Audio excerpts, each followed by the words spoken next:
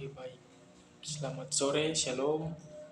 Perkenalkan, nama saya Derek Yonatan Putra Basarama. NIM saya 2018 50122. Nah, di sini saya akan menyampaikan materi kami, yaitu dari kelompok 1, waktu luang. Dalam Kamus Besar Bahasa Indonesia, pengertian waktu memiliki setidaknya 7 arti. 3 diantaranya di bawah ini dapat digunakan untuk memahami ulang apa yang dimaksud dengan waktu luang, yaitu yang pertama, seluruh rangkaian saat. Yang kedua, ketika proses pembuatan atau keadaan berada atau berlangsung, saat yang tertentu untuk melakukan sesuatu. Yang ketiga, kesempatan, tempo peluang. Adapun kata luang memiliki 2 makna, yaitu 3.1. Yang berikutnya, jika dilihat dari pengertian di atas, maka waktu luang bermakna yang pertama, keadaan yang kosong dan tidak terjadi baik proses maupun pembuatan. Yang kedua, saat tertentu di mana seseorang tidak melakukan suatu. Yang ketiga, kesempatan, tempo atau peluang yang senggang atau tidak sibuk. Dari ketiga makna di atas mengidentifikasikan bahwa waktu luang selalu mensyaratkan tidak adanya perbuatan yang dikerjakan di masa waktu itu.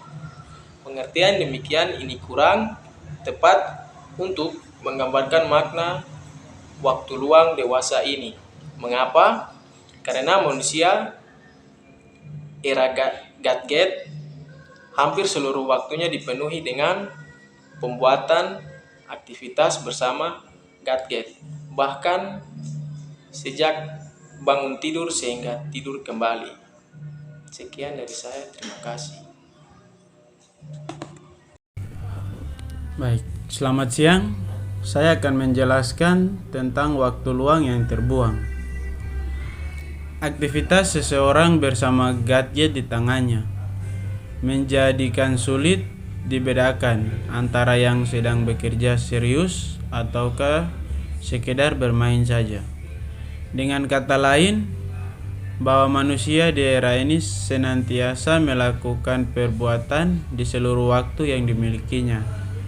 Jika syarat adanya satu perbuatan dalam suatu masa ini terpenuhi, maka masa itu tidak lagi bisa disebut sebagai waktu luang.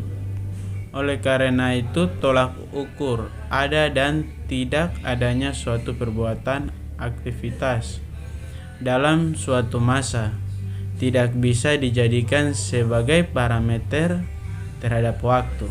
Apakah masa itu termaksud kategori waktu luang atau tidak?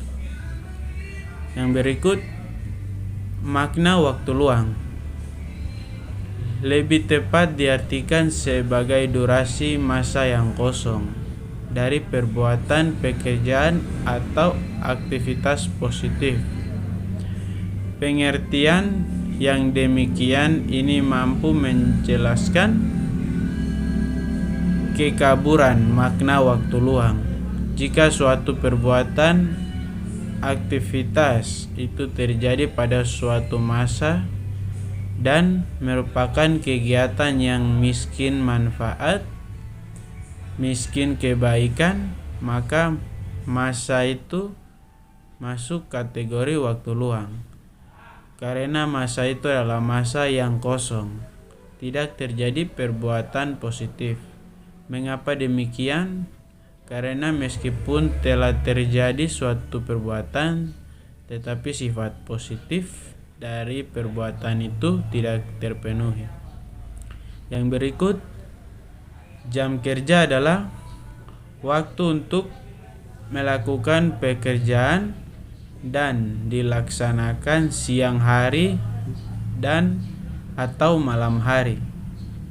Jam kerja bagi para pekerja di sektor swasta diatur dalam pasal 77 sampai dengan pasal 85 Undang-Undang Cipta Kerja Nomor 11 Tahun 2020, Undang-Undang Nomor 13 Tahun 2003 tentang ketenagakerjaan. Selain itu, tiap pekerjaan juga berhak atas istirahat antara jam kerja dalam sehari.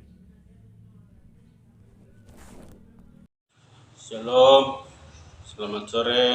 Perkenalkan, nama saya Yahya Boseren, NIM 2018-50082. Di sini saya akan menyampaikan materi kami dari kelompok 1. Setiap pengusaha wajib melaksanakan ketentuan waktu kerja. Waktu kerja sebagaimana dimaksud dalam 1. Meliputi 7 jam satu hari dan 40 jam satu minggu untuk 6 hari kerja dalam satu minggu, atau 8 jam satu hari dan 40 jam satu minggu untuk 5 hari kerja dalam satu minggu. Ketentuan waktu kerja sebagaimana dimaksud dalam ayat 2 tidak berlaku sebagai sektor usaha atau pekerjaan tertentu. Ketentuan mengenai waktu kerja pada sektor usaha atau pekerjaan tertentu sebagaimana dimaksud dalam ayat 3 diatur dengan keputusan Menteri Pasal 81 Nomor 21 perubahan Pasal 77. Setiap pengusaha wajib melaksanakan ketentuan waktu kerja. Waktu kerja sebagaimana dimaksud pada ayat 1 meliputi 7 jam satu hari dan 40 jam satu minggu untuk 6 hari kerja dalam satu minggu, atau 8 jam satu hari dan 40 jam satu minggu untuk 5 hari kerja dalam satu minggu. Ketentuan waktu kerja sebagaimana dimaksud dalam ayat 2 untuk berlaku bagi sektor usaha atau pekerjaan tertentu. Selanjutnya, produktivitas kerja. Produktivitas mengandung pengertian filosofi, definisi, kerja, dan operasional. Secara filosofi, produktivitas merupakan pandangan hidup dan sikap mental yang selalu berusaha untuk meningkatkan mutu kehidupan. Keadaan hari ini harus lebih baik dari kemarin, dan mutu kehidupan besok harus lebih baik dari hari ini. Pandangan hidup dan sikap mental yang demikian akan mendorong manusia untuk tidak cepat merasa puas, tetapi terus mengembangkan diri dan meningkatkan kemampuan kerja. Secara definisi kerja, produktivitas merupakan perbandingan antara hasil yang dicapai, keluaran, dan keseluruhan sumber daya masukan yang digunakan per satuan waktu. Definisi kerja ini mengandung cara atau metode pengukuran, walaupun secara teori dapat dilakukan, tetapi dalam praktek sukar dilaksanakan karena sumber daya masukan yang dipergunakan umumnya berbagai macam dan dalam proporsi yang berbeda. Sekian dan terima kasih. Shalom, salam sejahtera untuk kita semua. Perkenalkan, nama saya Ferdinando Gonzales, NIM 2018-50001.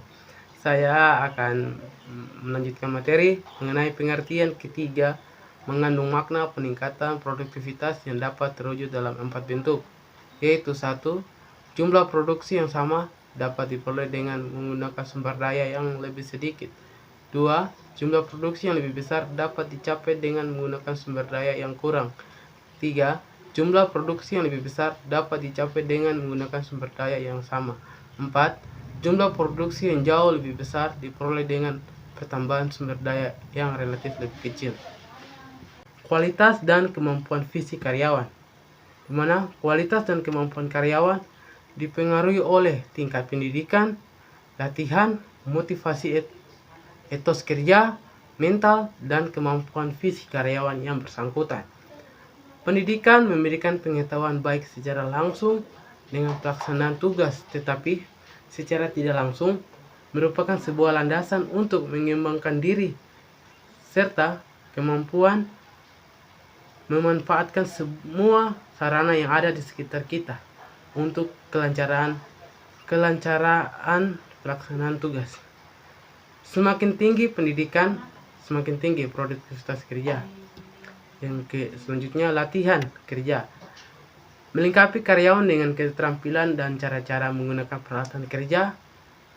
Dengan kata lain, latihan melengkapi pendidikan, di mana pendidikan biasanya bersifat umum, sedangkan latihan bersifat khusus, dan teknik operasional. Tingkat pendidikan Angkatan Kerja Indonesia dewasa ini umumnya rendah. Oleh sebab itu, latihan kerja diperlukan bukan saja sebagai pelengkap pendidikan, tetapi justru sekaligus untuk memberikan dasar-dasar pengetahuan. Selanjutnya, bagi pengusaha, program dan penyediaan fasilitas latihan merupakan investasi berharga yang hasilnya diperoleh kembali dalam bentuk peningkatan produktivitas kerja karyawan, di mana peningkatan produktivitas tersebut akan memberikan kemampuan yang lebih besar bagi pengusaha itu untuk memperbaiki pengupahan karyawannya, yang kemudian akan mendorong semangat kerja karyawannya. Ya, baik. Sarana pendukung untuk meningkatkan produktivitas kerja karyawan perusahaan dapat dikelompokkan menjadi dua golongan, yaitu yang pertama menyangkut lingkungan kerja, termasuk teknologi dan cara produksi, sarana dan peralatan produksi yang digunakan, tingkat keselamatan dan kesejahteraan kerja, serta suasana dalam lingkungan kerja itu sendiri.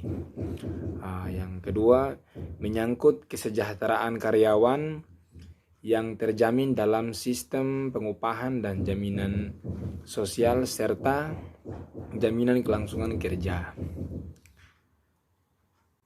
Oke, berikut suprasarana.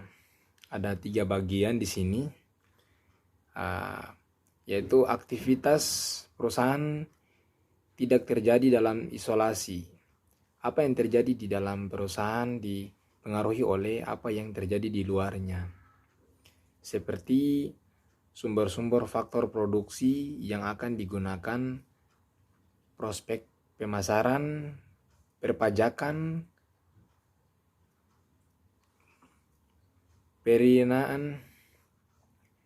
perinaan, lingkungan hidup, dan lain-lain.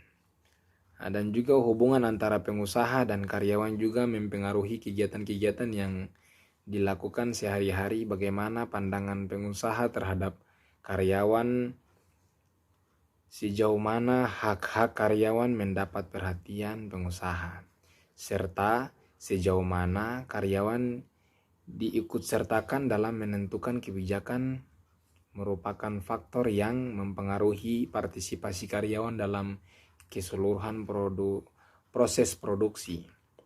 Dan juga kemampuan manajemen menggunakan sumber-sumber secara maksimal dan menciptakan sistem kerja yang optimal akan menentukan tinggi rendahnya produktivitas kerja karyawan.